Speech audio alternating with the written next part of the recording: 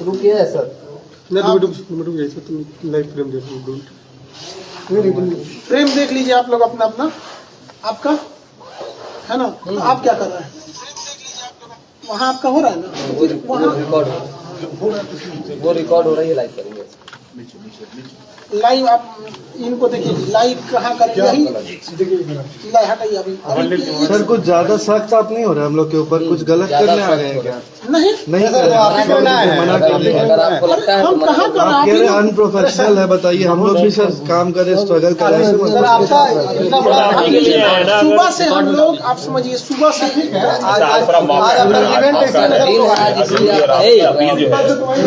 सुबह सूचना नहीं मिली थी, मिली होती हम लोग भी सुबह आप लोग अच्छे से और हो जाइए ताकि सब लोग फिर से बंद करके आप क्या है तो बना दीजिए।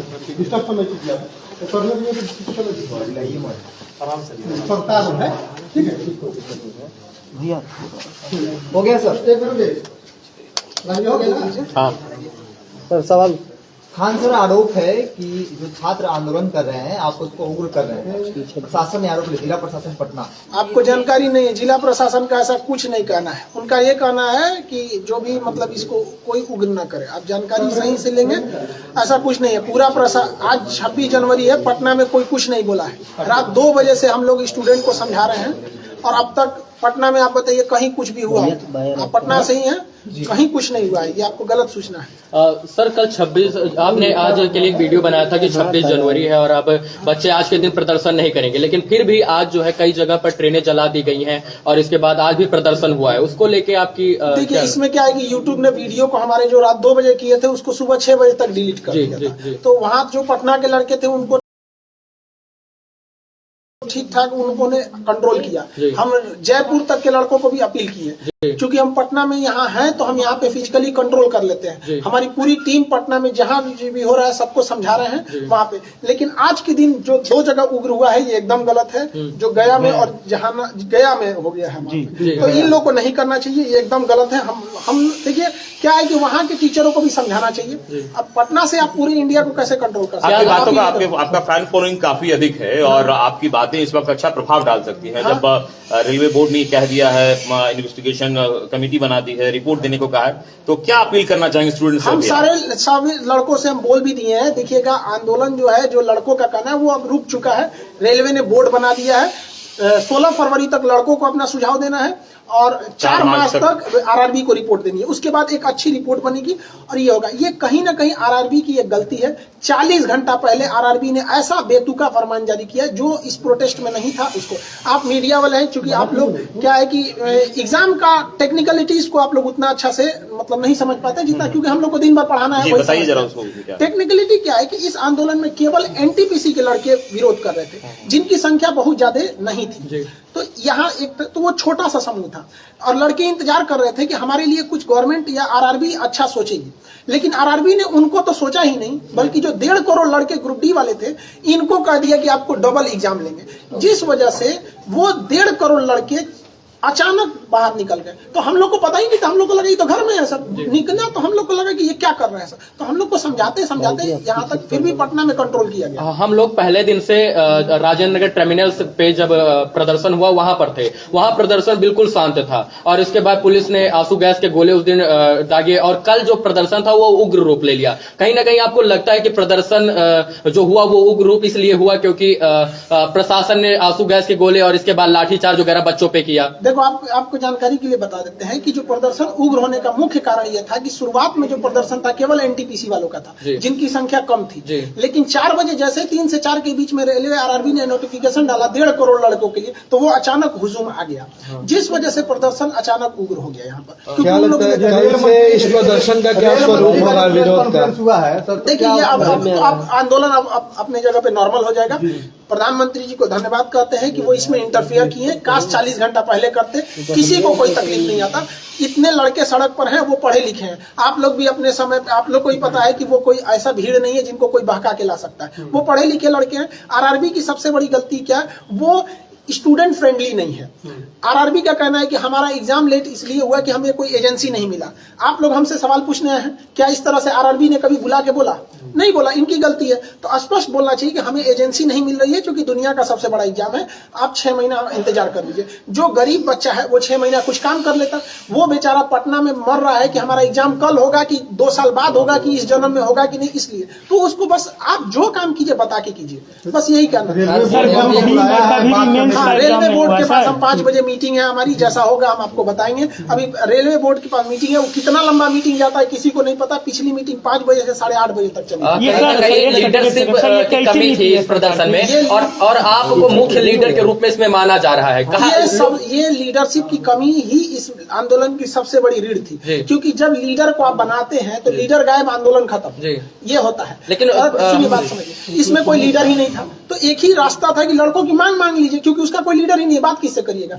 ये हम बोले तो अलग बात है, पटना के डीएम साहब ने खुद बोला कि लीडरलेस आंदोलन है। आप उनका बाइट देखे होंगे, उन्होंने खुद बोला था। वो इतने सुलझे हुए इंसान है, वो कभी इस तरह का स्टेटमेंट दे रहे हैं तो मतलब ग्राउंड रियलिटी है। ये लड़कों की अचानक समय, हम बता रहे हैं ना, 40 घंटा पहले आप किसी को नोटिफिकेशन देंगे, किसी का हॉस्पिटल में मरीज है, अगर वो मर गया है तो डॉक्टर आके किसी को कह गए तुम्हारा मरीज था मर गया, बवाल नहीं कर देगा? मर जाता है ना हॉस्पिटल में तो प्रोटोकॉल होता है कि उसको आदमी पहले बोलता है कि सीरियस है, ऑक्सीजन पे गया, फिर आधा घंटा बाद बोलेगा वेंटिलेटर पे, फिर कहेगा भगवान से दुआ कीजिए, फिर कहेगा कोमा में मर चुका है। लेकिन वो आधा 1 घंटा डिले करता है ताकि आपके अंदर सहनशीलता है। तो आपको आराम से कहना, आप स्टूडेंट फ्रेंडली ही नहीं है। यहाँ पर आरआरबी के लोग गाड़ी और ऑफिस के सेवा, कभी सड़क पे उतरे तब तो समझ में आएगा स्टूडेंट की क्या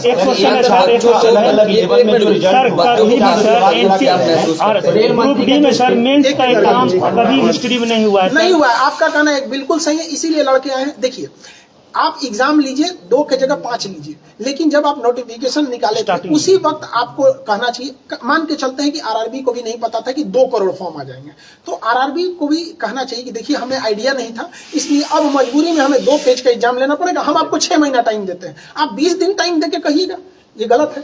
आरआरबी की केवल एक गलती है कि वो फाइनल डिसीजन अपने ऑफिस में बैठ के लेके लड़कों को दे देता है, लो मानो।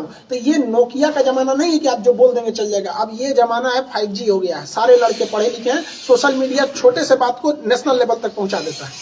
एक छात्र का सर 5 लेवल में 4 लेवल में हो जाना, उस पर आप लोग सवाल खड़ा कर रहे हैं। रेल मंत्री ने इस पे स्टेटमेंट दिया है, इसको कैसे देखते हैं? देखिए, रेल मंत्री को गलत जानकारी दी गई है, तो कहा जाता है ना दही के गवाही चिवरा। तो आरआरबी ने ही गलती किया है और रेल मंत्री आरआरबी से ही पूछ रहे हैं, इस वजह से ये सारी समस्याएं आई हुई हैं। तो आप लोग इस समस्या को समझिए, रेल मंत्री के पास जानकारी जो है वो गलत है। एक्चुअली क्या है कि एक लड़के को 4 बार काउंट किया गया है और रेल मंत्री से कहा जा रहा है कि देखिए हमने तो 20 गुना दिया ही दिया है, तो एक लड़के को आप 4 गुना करेंगे तो गड़बड़ होगा। हमारा या रेल, देखिए हमारा क्या मांगे, हमको कोई नौकरी तो करना नहीं है। कहना सीधी सी बात यही है कि एक लड़के को आप 4 जगह क्वालिफाई कराना है तो करा दीजिए, बट है कि उसको काउंट 1 जगह कीजिए, आप उसको 4 लेवल में क्वालिफाई कराइए, कोई दिक्कत नहीं। कहना कि कोर्ट का मामला है, अगर ऐसा कुछ होता है तो कोर्ट का मामला कैसे हो जाएगा? आपने अचानक 20 दिन पहले अगर आप CBT2 एग्जाम घुसेड़ सकते हैं तो ये कोर्ट का मामला नहीं होगा, और आप उसको 20 गुना जो आप पहले बोल चुके हैं उसको 20 गुना दे देंगे तो कोर्ट का मामला हो जाएगा। सवाल ले रहे हैं, नोटिस में निकला है कि जो लोग भी हिंसक प्रदर्शन में शामिल हैं, कुछ लोगों को नौकरी आजीवन रोकेगा आरआरबी। अब ये प्रशासनिक चीज है, ये आरआरबी को सख्त डिसीजन नहीं लेगा तो सारा ट्रेन भी दिक्कत आएगा, तो उसको सख्त एक्शन लेना चाहिए। ऐसा लगता है कि जब स्टूडेंट्स का आंदोलन होता है, जायज मांग हो या उसकी जांच की जाती है, लेकिन कुछ असामाजिक तत्व तो उसकी आड़ में अलग तरीके से हिंसा करते हैं, इसको कैसे? देखिए, अब इसमें क्या है कि आरआरबी जब बवाल नहीं होगा तो कोई लड़का सड़क पे क्यों उतरेगा? नहीं, कहने का मतलब ये है कि जैसे असामाजिक तत्व, अब बात समझिए यहाँ पे, आरआरबी का जैसे स्टूडेंट के बीच में असामाजिक तत्व घुस जाएंगे, क्यों? आप 40 घंटा पहले 1.5 करोड़ लोगों को प्रभावित करेंगे तो सीधे उठ के आएगा। और अगर आप ध्यान देंगे तो ये हिंसक वहीं हुआ है जहाँ के लड़के आसपास के।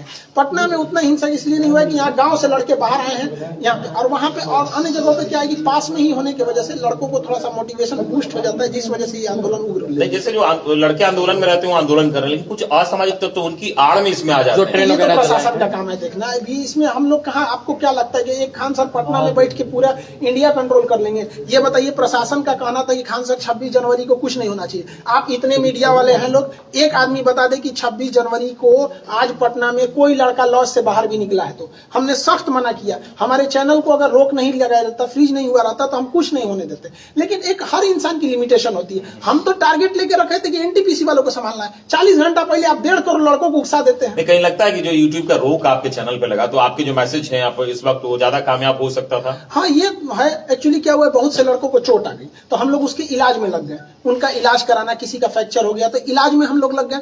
दूसरा क्या था कि कई लड़कों को खाने को नहीं था, खाना बना के खिलाना, उनको मोबाइल टूट गया, मोबाइल देना, कई लड़कों को, तो हम लोग इसमें लग गए लोग। तो हम लोग को लगा कि कोई कंट्रोल हो जाएगा। लेकिन ये लड़का एक्चुअली क्या है कि गांव-गांव तक इसके लड़के हैं, फॉर्म भरे थे जो इसी के लिए तैयारी कर रहे थे। और कोरोना ने उनका 2 साल खा गया।